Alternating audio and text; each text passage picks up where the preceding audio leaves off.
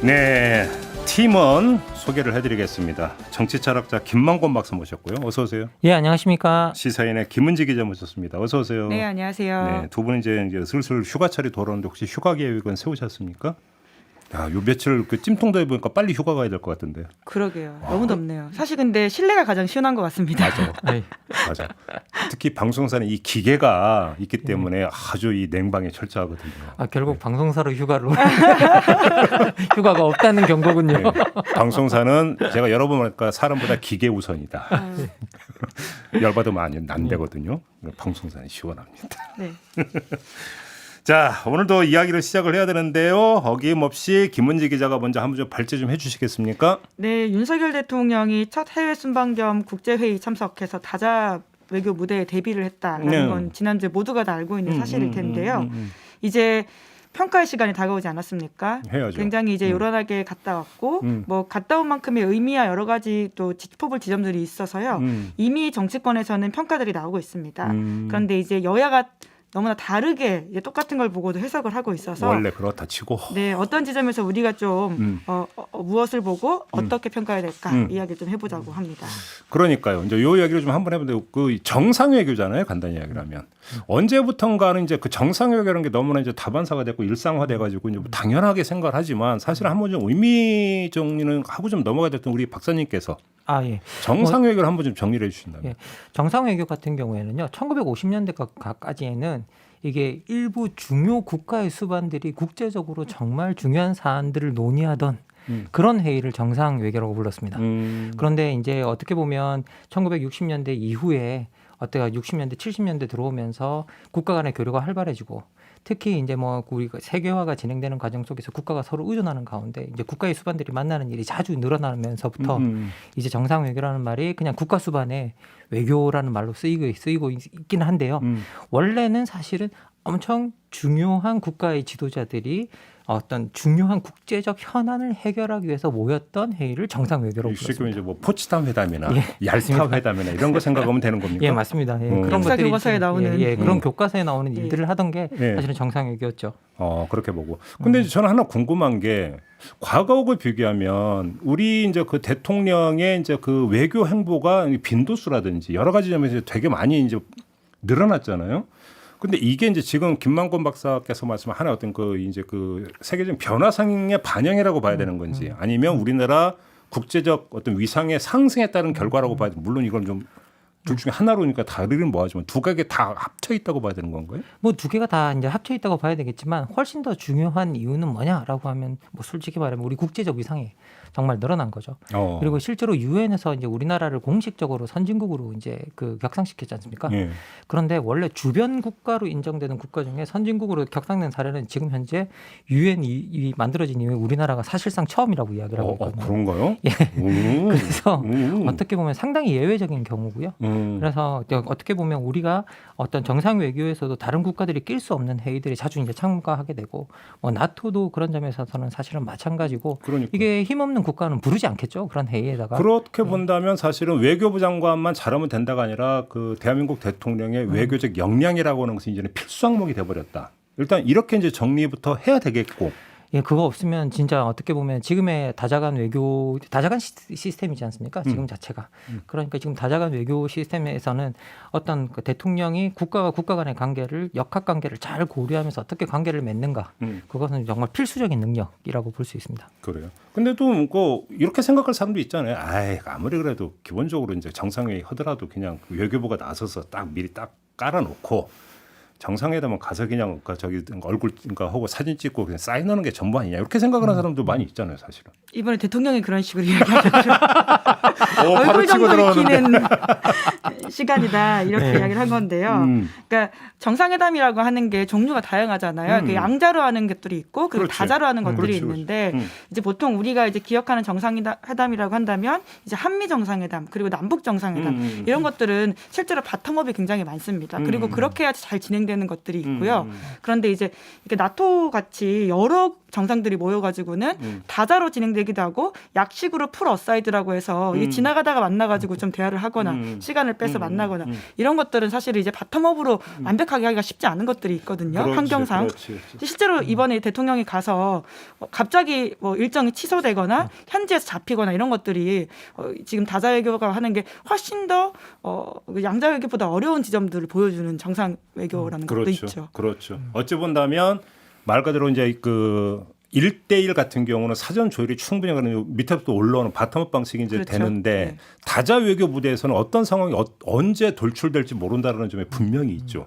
이렇게 놓고 보면 어떤 외교적 역량이라는 것은 이제 더 어떤 긴밀해져야 되고 풍부해져야 되는데 이제 거기에 이제 그 부합했느냐 이 이야기가 돼야 되는 것 같고 또 한 가지는 가장 기본적으로 외교라고 한다면 뭐 기준을 얘기하면 이거저거 따라서 무조건 국익에 부합되느냐 아니냐 이거 아닙니까? 간단히 이야기라면? 뭐 맞습니다. 지금 뭐 우리가 세계 평화를 이야기할 수도 있고 뭐도 할 수 있고 다 할 수 있는데 어떤 모든 국가 수반의 외교적 목적의 첫 번째 뭐 목적은 국익이라고 할 수밖에 없고요. 그렇죠. 예, 그 국익이 이제 국가마다 이제 그 국익을 내세우기 때문에 국익의 충돌이 반드시 있을 수밖에 없고 그러면 그 국익의 충돌을 어떻게 최소화하면서 우리의 국익을 그러니까 국익 간의 충돌을 최소화하면서 우리의 국익을 극대화시키는가가 지금 현재 뭐 국가 수반의 가장 중요한 능력 중에 하나다라고 볼 수밖에 그러면 없습니다. 이제 지금 이제 우리가 이제 그 윤석열 대통령의 나토 정상회의 참석에 대한 평가를 해야 되는데 지금 평가 기준이 2개가 나왔어요. 그렇죠? 하나하나 한번 좀 짚어볼까요? 먼저 첫 번째 외교 역량, 어떤 뭐 현장 대응력이라고 할까요? 어떤 기민성이라고 할까요? 이런 거에 대해서는 김은지 기자는 어떻게 지켜보셨어요?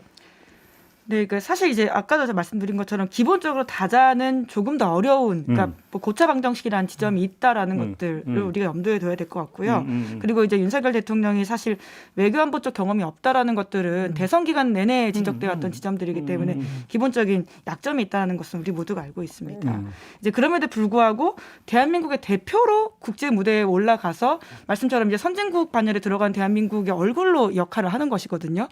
그러니까 연습생 기간은 없는 거죠. 그리고 바로 그렇죠. 이제 무대에 올라갔기 때문에 실력을 증명해줘야 되는 것이거든요. 그거는 우리가 알고 있는 약점인 거고요.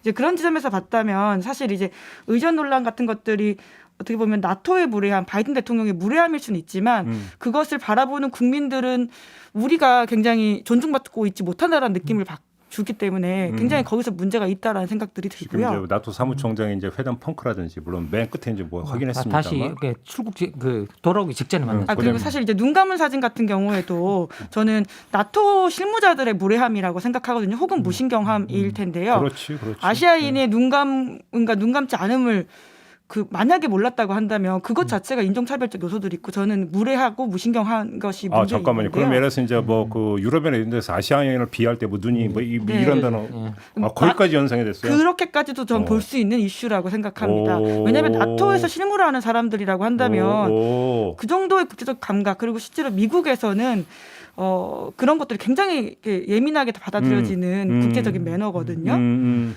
근데 이제 그렇다고 한다면 기본적으로 나토의 문제점이긴 한데요. 그럼에도 불구하고 결국 한국 사람들이 바라는 우리 대표로서 그 자리에 가 있는 그에 맞는 국격의 대통령 그리고 그것을 빨리빨리 문제 제기하고 바로잡지 못하는 것에 대해서는 그렇죠.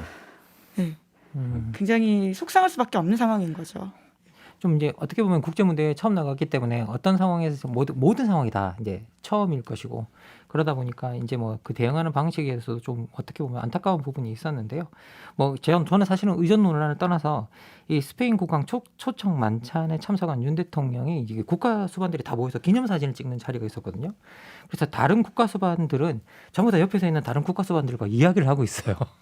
이렇게 사진을 찍으려고. 근데 거기서 멀뚱멀뚱 혼자 서서 이제 이거 언제 사진 찍나 기다리면서 고개를 두리번두리번 하는 모습을 좀 보는 거는 좀 사실 조금 안타까운 부분도 있었습니다. 그런 부분에 있어서. 예. 대통령 스스로가 그래서 이번 갔다 왔다의 그 소감에 대해서 정치의 현실을 깨달았다 이런 이야기를 하잖아요. 아마 그 안에 굉장히 많은 말들이 함축되어 있는 것이라고 보는데요. 그런 지점도 있어 보입니다. 예, 실제로 이제 뭐 우리가 노루각수 이야기 나왔을 때 노루각수 뭐 박지원 뭐 전 국정원장 같은 경우에는 그냥 바빠서 일어난 일이다. 노루각수 사람들 많이 한다 이렇게 이야기하는데 저는 사실은 노루각수 그 다음에 이어진 이제 조 바이든 대통령의 태도가 보였는데 그때 눈이 향했던 불가리아 그 대통령하고는 막 또 노루각수 우리 대통령을 하고 불가리아 대통령을 악수하면서 이야기를 나누거든요.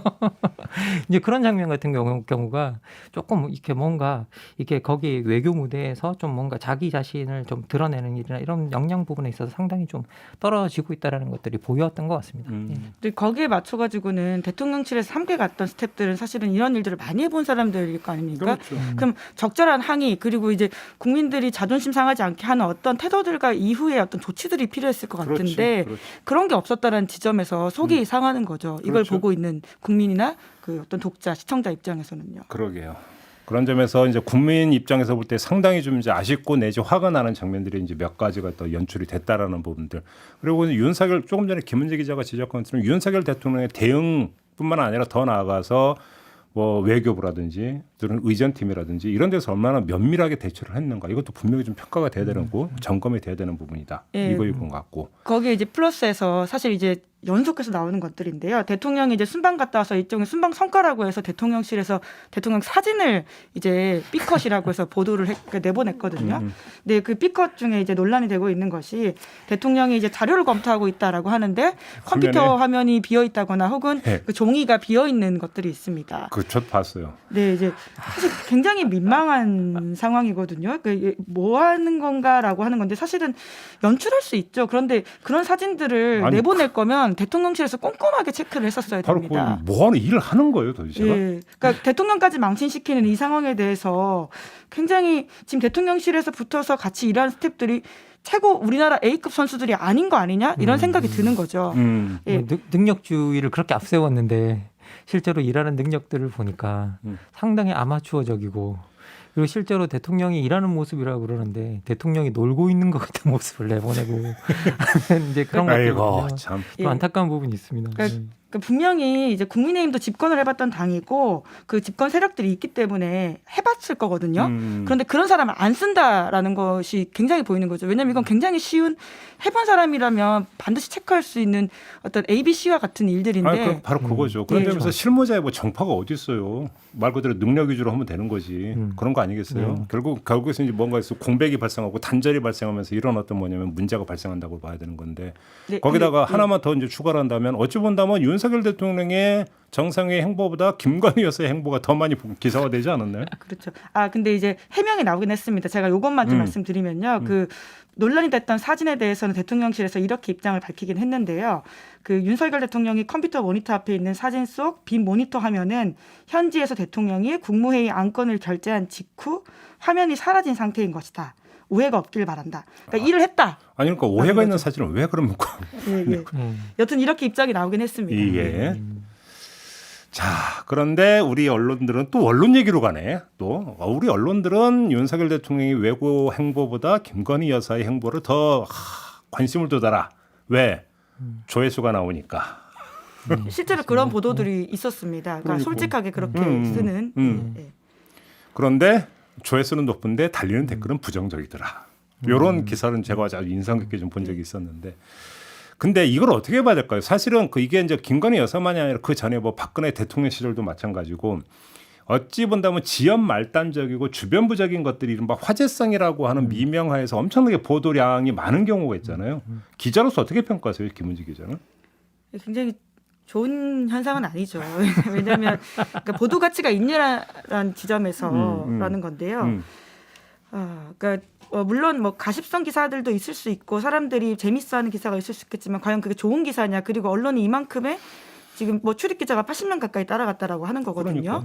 그런데 그렇게 80명이나 그 각 언론사에서 가장 역량을 집중해서 지금 현장을 뛰고 있는 기자들이 이렇게까지 써야 될 기사냐라고 했을 경우에는 굉장히 좀 힘이 빠지는 이야기이기도 하고요. 그런데 저는 이제 김건희 여사 논란의 핵심은 결국 대통령이 그만큼의 내용을 못 만들어내고 이슈를 장악하지 못했기 때문이다라는 생각도 좀 들긴 합니다. 그렇게도 보시는 예, 거고. 뭐 저도 정확하게 이제 뭐 그 부분을 지적하고 싶은데요. 사실 이제 우리가 자꾸 이제 김건희 여사한테 그 눈길을 자꾸 주는 건 대통령이 어떤 국정 역할을 제대로 수행하지 못하고 우리가 주목할 만한 어떤 일들을 하고 있지 못하기 때문에 사실 눈이 자꾸 그쪽으로 벗어나게 되는 거고 실제로 이번 나토 회의 가서도 뭐 어떤 기조로 어떤 방식으로 어떻게 외교를 했는지에 대한 명확한 그런 것들이 드러나지 않고 있고 그리고 지금 지금 대통령실에서 내세우고 있는 많은 성과들이 실제로 정말 새로운 게 있나? 라고 했을 때 뭐 아무것도 새로운 게 없고 아니면 뭐 과거 정부의 연장선상에 있는 성과라든지 아니면 뭐 너무나 당연한 것이라든지 오히려 성과라고 부르는 것들이 우리한테 진짜 성과인가라고 이제 생각해 볼 만한 것, 특히 뭐 한일 관계 같은 경우에는 더 그런 부분도 있는 것 같고요. 그래서 기본적으로 어떻게 보면 새롭게 어떤 이슈를 만들어내고 그 안에서 우리가 무언가 정확하게 어떤 새롭게 시도한 것들 그리고 거기서 성과를 낸 것들 자체가 없기 때문에 자꾸 주변부로 눈이 흘러가는 현상이 나타나는 것 같습니다. 어제 제가 이제 인상 깊게 봤던 한 기사가 있었는데 한국경제부 좌동욱 기자인가? 네, 저도 아까 그 이야기. 네, 그 기자가 쓴 기사, 되게 이제 솔직하게 썼더라고요. 예. 기사를 보니까. 그걸 저는 상당히 인상 깊게 봤는데 거기 보면 이제 타사 기자들이 왜 김건희 여사 관련 기사를 이렇게 생산하는가 잠깐 이제 비하인드 이야기가 나오더라고요. 보면 이제 본사에서 그렇게 체근한다. 다른 거 몰라도 김건희 여사 관련 기사는 해라. 그래서 한 언론사 같은 경우는 왜 빨리 안 보내냐고 체근하는 이런 일까지 있었다고. 근데 제가 눈길을 끈 게 그게 주체가 누구냐면 디지털 뉴스팀이더라. 그러니까 무슨 얘기냐면 신문사를 기준으로 하면 본지와 디지털 뉴스가 분리되어 있다는 거죠. 그래서 본지에서 그러면 김건희 여사 관련 어떤 기사가 그렇게 많이 실리느냐 아니라는 거거든요. 우리가 본지 보면 나오잖아요. 근데 그게 그때가 어떤 디지털 뉴스 공간에서는 그게 그러니까 거기서 그러니까 기사 가치와는 상관없이 끊임없이 그러니까 소비되고 있고 상품화되고 있다라고 하는 아주 단적인 어떤 현실이 한 대목에 모든 게 녹아 있더라. 이렇게 좀 정리를 좀 해야 될 것 같고요. 사실은 이제 우리가 심각하게 좀 검토해야 되는 게 두 번째 국익에 부합하는 것이냐의 문제인데 저는 제가 좀 과민하게 봤는지 모르지만 이건 지금 이번에 나토 정상회의는 아마 제가 볼 때는 역사에 기록될 가능성이 상당히 그렇죠. 높다고 봤던 게 맞습니다. 이거는 신냉전 체제를 선포하는 자리라고도 볼 수 있다. 역사적으로. 그리고 이제 거기에 우리가 초청 받아서 갔다라고 하는 것도 상당히 의미가 있는데 문제는 이른바 그 중국과 러시아의 밀착 그다음에 미국과 일본과 유럽 이걸 통한 어떤 신냉전 체제가 구축되는 상태에서 우리가 거기서 뭔가 균형 외교를 하는 게 아니라 한쪽으로 쏠려버렸다고 하는 지금 터닝 포인트거든요. 이거에 대해서 국내적으로 이렇게 논란이 없고 사회적으로 논의가 안 되는 이게 말이 되는 것이냐라는 생각을 했고 윤석열 대통령이 이렇게 중차대한 문제를 저렇게 해서 처리해야 될 문제냐. 이것도 사실 우리가 점검을 해야 되는 거 아닌가요? 이게 국익에 부합되는 거. 이 문제잖아요. 결국. 뭐 사실 이게 이번 나토 정상회담 같은 경우에는 의미가 정말 깊었죠. 첫 번째는 이게 뭐 G7, G20 같은 경제 회의가 아니라 나토라는 군사 동맹 회담이었다라는 점에서 이제 아주 정말 어떻게 보면 안보와 아주 밀접한 관계가 있고요. 그리고 특히 우크라이나 전쟁으로 세계가 두 쪽이 나 있는 상황에서 이제 매우 중요한 회담이었고, 그리고 지금 뭐 진행자께서도 말씀해 주셨지만 탈냉전에서 신냉전으로 들어가는 역사적 분기점이다. 라고 누구나 다 그렇게 이야기를 하고 있었고요. 그 실제로 뭐 나토가 내놓은 새로운 전략 개념을 봐도 러시아가 우리 안보에 가장 중대하고 직접적인 위협이다라고 선언을 하면서 러시아가 이제 나토에서 가지고 있던 전략적 파트너의 지위도 박탈해버리는 이제 그런 일이 있었고요. 중국 같은 경우는 이제 중국의 명시적 야막과 강압적인 정책이 우리 이 안보 가치에 이제 어떻게 보면 도전적이고 중국의 이런 구조적 도전을 우리가 해결하겠다라는 의지까지 표명을 하고 있었습니다. 그래서 이제 결국 러시아와 중국이 나토에 대한 새로운 도전임을 명시하고 있고요. 그래서 이걸 회원국과 파트너 국가 간에 이제 모여서 그것들 어떻게 대응할 것인가를 이제 논의하고 그리고 이 국가 간의 관계를 다지는 의미를 가지고 있었는데 저는 특히 이번에 파트너 국가로 초청된 국가 네 국가에 이제 좀 주목을 하고 싶은데요. 한국, 일본, 뉴질랜드, 호주잖아요. 그러면 이제 유럽 지역에서의 안보 문제는 나토가 담당을 할 테니까 요 지역에서 안보 문제는 사실은 그 블럭을 하나 틀을 만드는 거라고 생각이 좀 들었었거든요.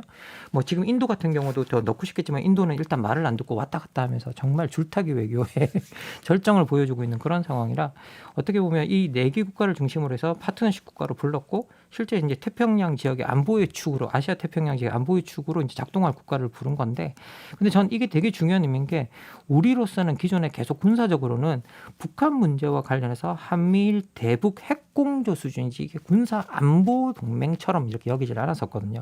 근데 만약에 여기 우리가 이번에 들어감으로써 어떻게 보면 아시아 전체의 군사적 안보 틀 안으로 들어가는 어떤 엄청난 변화였습니다. 그래서 이제 우리가 유지해온 기존의 정치적, 경제적 입장을 다 재설정하고 세팅해야 되는 어떤 그런 중요한 포인트였던 것 같은데요.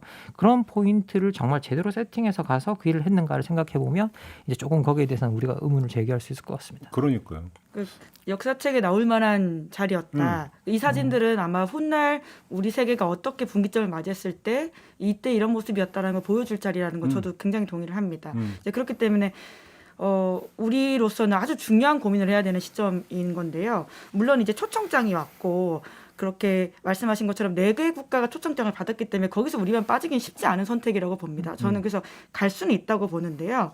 하지만 초대장을 받고 갔으면 거기에 따른 청구서가 있다는 것을 반드시 인식을 해야 되는데 대통령과 그리고 대통령의 주변 참모들이 이 상황에 대한 엄중함들을 어떻게 관리하고 있고 인식하고 있느냐에 대해서는 자꾸 좀 의문이 들 수밖에 없는 게 순방 전에 이제 대통령이 전용기에서 기자들이 그 각오를 물어보자 아까 말씀드렸던 것처럼 얼굴이나 익히고 간단한 현안이나 좀 서로 확인하고 다음에 또 보자 그 정도 아니겠나 싶다.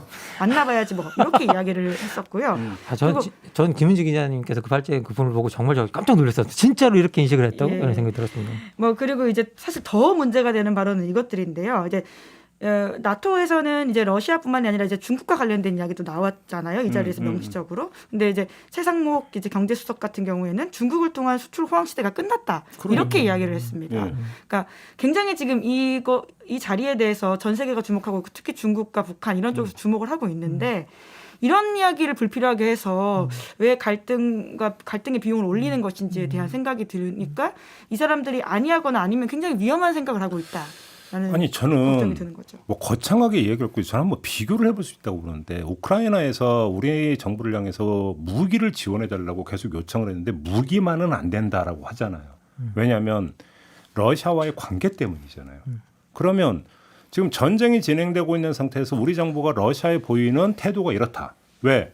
그건 우리의 어떤 국익의 관점에서 그렇게 접근한다. 오케이 좋아. 그러면 근데 왜 중국은 또 저렇게 접근합니까? 그러면? 네?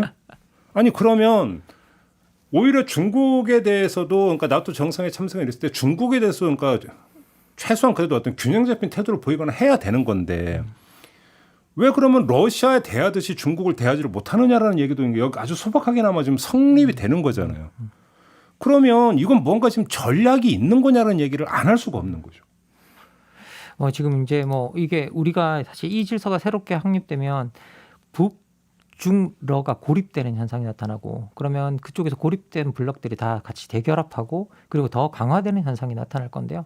근데 그게 강화되기 시작하면 이제 가장 큰 문제는 우리가 북핵 문제를 해결할 때 있어서 그러면 정말 중요한 당사자가 이 문제를 해결하는 중요한 당사자들이 누군가를 들여다봤을 때 정말 미국이나 나토의 힘으로 이 문제를 해결할 수 있을까라고 했을 때 오히려 더 중요한 행위자는 오히려 영향력을 행사할 수 있는 행위자는 중국이나 러시아라는 점이 훨씬 더 중요한 부분인 것 같고요.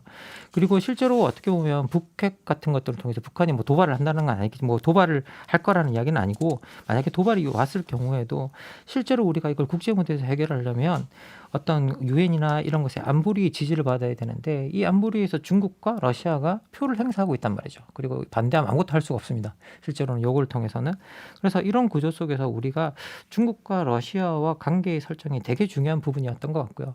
그리고 실제로 타임지 같은 경우가 제가 이제 기억이 맞다면 제가 좀 오래전에 읽었던 것 같은데 한국이 러시아를 어떻게 관리하는가가 정말 중요한 부분이다라고 이제 이야기를 하고 있거든요. 그래서 이제 중국뿐만 아니라 러시아를 어떻게 관리하느냐. 왜 북한에다가 러시아라는 출구를 하나 더 열어주면 김정은이 기댈 곳이 계속 늘어난다는 거예요. 그래서 한국이 어떻게 우호적으로 러시아와 관계를 맺어놓는가가 어떤 북핵을 관리하는 데 있어서도 상당히 중요한 부분이 될 거라고 이제 그 타임지에서 보도하는 것도 제가 이제 그 읽은 적이 있었는데요. 그래서 실제로 그런 상황에서 우리가 되게 정부가 메시지 관리를 하는 부분이 되게 중요했던 것 같습니다. 일관적으로 우리가 나토에 가서 우리 민주적 질서를 옹호는 하지만 그렇다고 해서 중국과 러시아를 적대하거나 이걸 배제하는 것이 아니라는 메시지를 명확하게 일관적으로 전달할 필요가 있었는데 근데 이게 외교부에서는 이런 메시지를 전달하고 있는 반면에 경제팀 쪽에서는 그리고 뭐 심지어 한덕수 총리 같은 경우에는 이거 우리가 그 사드 같은 보복을 받더라도 이제 중국에 할 말을 해야 된다는 식으로 이제 그런 식으로 이야기를 하고 있고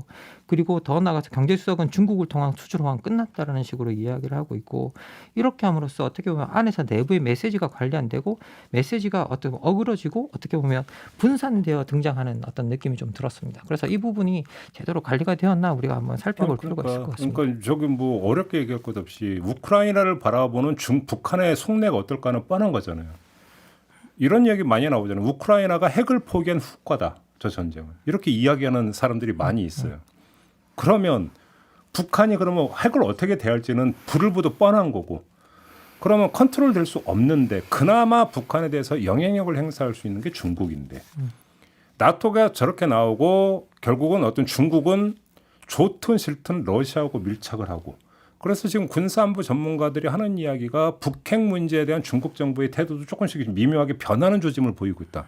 다른 건 몰라도 북핵에 대해서는 상당히 비판적이었었는데 중국 같은 경우가 아닌 쪽으로 좀 미묘하게 변하고 있다고 보는데 우리 안보 환경이 악영향이 되는 거죠. 이런 게 되게 종합적으로 검토되고 입체적으로 검토해서 뭔가 정교하게 대응을 해야 되는데 그게 아닌 거잖아요. 오히려 중국을 자극해버리면 이게 국익에 도움이 되는 겁니까? 그러니까 뭐 수출길이 막힌다 이런 걸 떠나서 당장 나와 있는 현안 관리도 지금 오히려 더 악조건으로 만들어버리는 거잖아요. 이것이. 그러니까 세계 질서가 점점 더 과거와 같이 전략적 모호성을 내세우기 어려워지는 지점들은 분명히 있는 것 같습니다. 그래서 이제 우리로서는 여러 가지 고민들을 하게 만들고 그리고는 대선 과정에서 결국 윤석열 대통령은 어느 방향으로 갈 건지에 대해서 좀 더 명확하게 말을 하긴 했었거든요. 네. 그래서 그런 선택을 받은 사람이기 때문에 그 방향으로 갈 거다라고 하는 것은 우리가 이제 예고된 바이고 그리고 예상했던 것들이긴 한데요. 이제 그럼에도 불구하고 제가 관련해 좀 취재를 할 때 전직 외교관이 이런 이야기를 하더라고요. 그러니까 전략적 모호성이 점점 더 어려워지는 건 맞다. 이제 그럼에도 불구하고 미국도 변할 수 있다라는 생각을 우리 외교 관계자들은 해야 된다라는 이야기를 하던데요. 미국이 예전처럼 그렇게 우월한 딱 하나의 원탑지로서 계속 존재할 수 있느냐에 대한 어떤 그렇죠. 고민을 계속 우리 정부가 해야 되는데 그 지점에 대한 부분들이 좀 빠져 보인다라고 하는 것은 좀 여러모로 불안한 것들이 있다라는 거죠. 네. 그러니까요. 그런 점에서 국익에 부합이 되느냐 여기는 그러니까 물음표를 한 개가 아니라 세 개는 좀 찍어야 될 것 같은데 알겠고요. 그렇게 평가를 하고 근데 참 재미난 현상이 마지막으로 이걸 한번 좀 짚어보죠. 이제 그 마치고 돌아왔어요. 그러면 이제 성적표가 어떻게 되고 중요한 것은 국민들이 평가 점수를 몇 점을 주느냐. 그것이 대통령 지지율에 어떻게 수렴이 되느냐. 이것도 이제 상당히 중요한 관심사 아니겠습니까? 어떻게 전망하십니까? 전망이 아니고 이미 좀 나온 것 같은데요.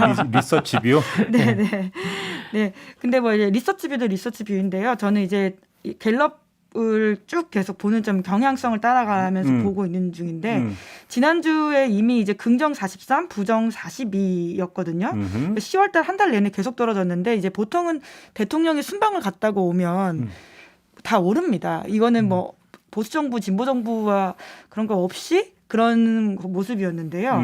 그런데 윤석열 대통령은 이번에 순방 기간 동안에 했던 여론조사를 보더라도 이 떨어지는 추세를 막고 있지 못하다. 지금 속보가 들어왔는데 리얼미터가 조사한 게 윤석열 대통령 부정평가가 50.2%로 취임 후 처음으로 과반, 절반을 넘어섰다고. 그러니까 이 조사 결과에 따르면 나토 정상회의 참석은 전혀 효과를 발휘하지 못했다. 윤석열 지금 대통령 마이너스가 입장에서. 된 상황이라고 봐야 될 정도로 수치가 좋지 않고요. 그러니까 이렇게 될 경우에는 그러니까 반등의 모멘텀을 잡지 못하게 된다면 사실은 대통령으로서는 굉장히 골치가 아픈 게 당장 현역 대통령이라고 하는 게 가장 가진 최고의 자본은 지지율이거든요. 그 지지율로서의 당에 대한 그립을 가지고 행정부에 대한 그립을 가지게 되는데 지지율이 떨어지게 되면 당장 당에서 반발이 나옵니다. 그렇죠. 대통령에 대해서 쓴소리하거나 혹은 비판하고 싶은 사람들로서는 좋은 모멘텀이기 때문에 굉장히 여러모로 골치가 아픈 상황들을 맞이할 수 있다라고 하는 것이죠. 근데 아까 인용했던 그 기사에 따르면 윤석열 대통령은 지지율에 신경을 안 쓴다면서요. 그거는 사실이 아닌 것으로 알고 있습니다. 이제 그런 정치인은 없다고 알고 있고요. 예, 그거는 정말 좀 솔직히 말하면 센 척이죠. 김건희 여사 관련해서는 들으려고 하지 않는다라는 부분은 어떻게 보십니까? 그거는 그런 지점이 있을 수도 있다고 보는데요. 그게 굉장히 큰 문제인 거죠. 그러니까. 성역이 존재한다. 그래서 참모들이 정확한 이야기나 솔직한 이야기를 할 수 없는 지점들이 명확하게 없는 지점인지 사람들한테 알려준다. 이제 불경죄의 이제 제 1호가 나와버리는 1조 1항이 나와버리게 되는 거죠. 그러니까 쉽게 얘기를 하면. 그 정부 출범한 지 지금 2달이거든요. 2달밖에 안 됐는데 이런 적신호들이 여기저기서 울리고 있다고 하는 것은 우리나라 그리고 한국 국민한테 좋지가 않습니다. 그러니까 이건 정말 위험한 일이거든요. 지금 리얼미터에서 이제 긍정 평가가 44.4%면 대선 때였던 득표율보다도 지금 떨어진 거거든요. 그렇잖아요. 예, 보통 이제 이게 상당히 중요한 부분인데요. 원래 사람들이 어떤 성향이 있냐면 자기가 지지한 사람들에게 그 지지를 쉽사리 철회하지 않는 성향이 있습니다. 그 이유가 뭐냐면 일단 내가 잘못 판단했다는 걸 인정하기 싫어하고요. 대부분의 사람들이. 그래서 한 번 지지를 좀 손가락론이 나오는 거예요. 그렇죠. 예. 한 번 지지한 사람들에게서는 여간해서 이제 우리가 그 지지를 처리를 잘 하지 않기 때문에 우리가 정치학에서도 이제 헤게모니라는 개념 자체가 자발적 동의를 얻어내야 된다라는 그렇죠. 거거든요. 그래서 그 자발적 동의에 힘이 있습니다. 특히 투표가 그런 식의 자발적 동의를 공식적으로 얻어내는 행위라 일단 그 표를 행사한 사람들은 여간해서 지지를 처리하지 않는데 그때 득표율보다 낮아졌다라고 한다는 건 이미 이제 한 달 사이에 그 정도의 사람들이 빠져나갔다라는 거잖아요. 그러면 이건 상당히 지금 실제로 문제가 있는 것 같고요.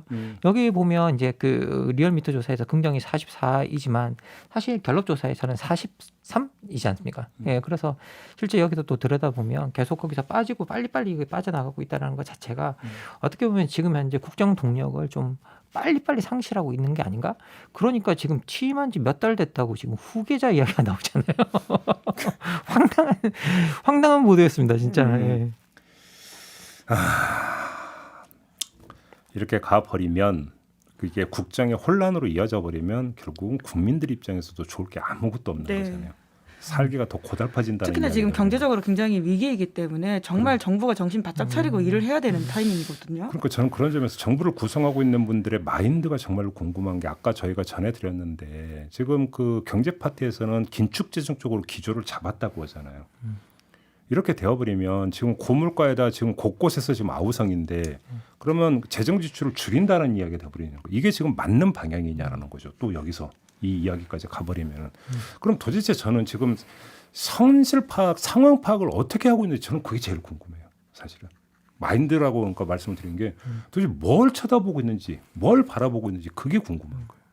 이해가 안 되는 거죠 지금. 알겠습니다. 뭐 정상 유기하다가 여기까지 와버렸는데요.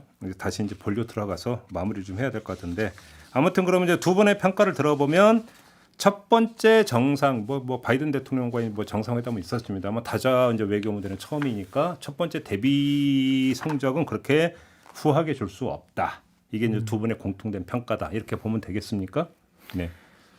네. 그런데 문제는 이것을 어떤 그러면 이제 계기 삼아서 뭔가 좀 외교 안보 쪽에서 한번 좀 종합적으로 검토를 하고 뭔가 방비를 하고 조정을 하는 과정이 있느냐 없느냐 이게 또 관심사가 될 것 같은데 있을지 한번 좀 봐야 될 것 같은데요. 근데 너무나 이제 어떤 그 대선 때부터 이제 세게 메시지로 이미 딱 못 박아버리다시피 했기 때문에 여지가 있을까 싶은 생각이 좀 들긴 들더라고요. 그래서 이제 문제는 이제 또 중국 같은 경우도 리액션이 나오게 될 텐데 어떻게 그렇죠. 대처할지 이걸 좀 봐야 되겠죠. 알겠습니다. 오늘 정치는 팀킴 이렇게 마무리를 하도록 하겠습니다. 시사인의 김은지 기자, 정치철학자 김만권 박사 두 분 수고하셨고요. 저도 함께 물러갑니다. 고맙습니다. 감사합니다. 감사합니다.